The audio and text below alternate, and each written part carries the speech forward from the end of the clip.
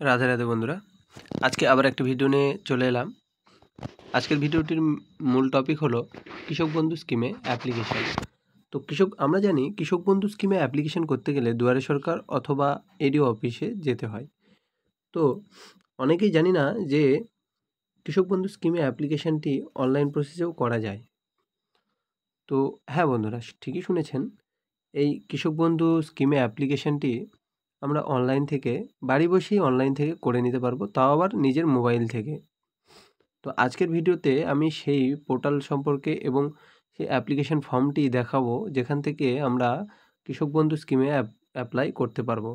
কৃষক বন্ধু হলো রাজ্য সরকারের একটি অভিনব স্কিম, যেখানে কৃষকরা বাৎসরিক 10,000 টাকা প্রতি একরে পেয়ে থাকেন।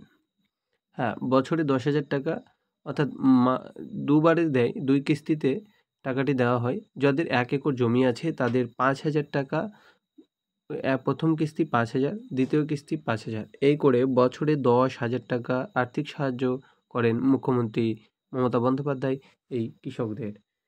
তো আজকে আমরা জানবো যে অনলাইনে কিভাবে সেই কৃষক বন্ধু স্কিমে অ্যাপ্লাই করতে পারবো।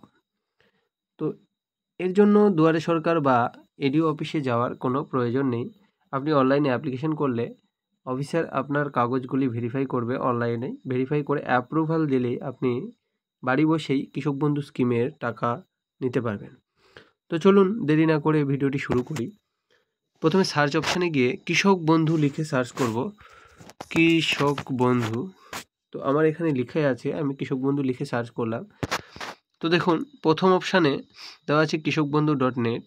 এইটাতে না গিয়ে নিচের অপশানে এখানে দেখুন লেখা আছে কৃষক বন্ধু, সেম উপরেরটার এইটা সেম আছে, কিন্তু এখানে দেখুন একটা লেখা আছে অ্যাবাউট কৃষক বন্ধু ফার্মার, হ্যাঁ, department of agriculture project management, state cooperative camp schedule registration. এই অপশানটাতে আমাদের ক্লিক করতে হবে। হ্যাঁ, তো এই অপশানটাতে আমাদের ক্লিক করতে হবে।